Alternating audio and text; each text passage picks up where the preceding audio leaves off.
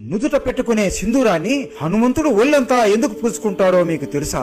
రావణుడిని హతమార్చి రాముడు సీతాదేవిని తీసుకుని అయోధ్యకి వస్తాడు.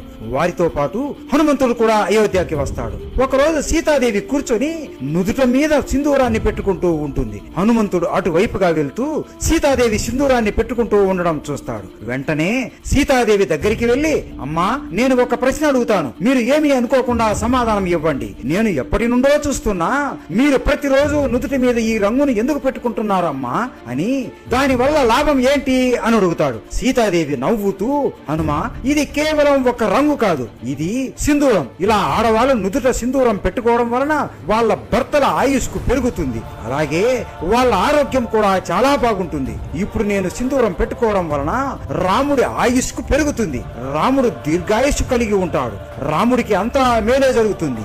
ఈ విషయం సాక్షాత్తు పార్వతీదేవి చెప్పింది. పార్వతీదేవి కూడా శివుడి కోసం ఈ సింధూరాన్ని నుదుట పెట్టుకుంటుంది అని నవ్వుతూ హనుమంతుడికి చెబుతుంది. హనుమాన్ ఆశ్చర్యపోతూ, ఓహో, ఈ సింధూరంలో అంత గొప్పతనం ఉందా అని ఆలోచనలో పడిపోయి ఆలోచిస్తూ హనుమంతుడికి ఒక ఆలోచన తడుతుంది. సీతమ్మ నుదుటను ఒక చిన్న బొట్టు పెట్టుకుంటూనే రాముడి ఆయుష్ పెరిగి రాముడికి మంచి జరిగితే నేను ఒళ్ళంతా పూసుకుంటాను, అప్పుడు నా రాముడికి ఇంకెంత మంచి జరుగుతుందో అని ఆలోచనలో పడి ఒక్క క్షణం కూడా ఆగకుండా సీతమ్మ పక్కనే ఉన్న సింధూరం అంతా చేతుల్లోకి తీసుకొని సింధూరాన్ని తన ఒళ్ళంతా పూసుకుంటాడు. అది చూసి సీతమ్మ ఆశ్చర్యపోతుంది. సీతమ్మ పరిగెత్తుకుంటూ వెళ్లి రాముడితో జరిగింది చెబుతుంది. హనుమంతుడు ఒళ్ళంతా సింధూరాన్ని పూసుకొని రాముడి దగ్గరికి వస్తాడు. రాముడు హనుమంతుడి ప్రేమకి ముగ్ధుడైపోతాడు.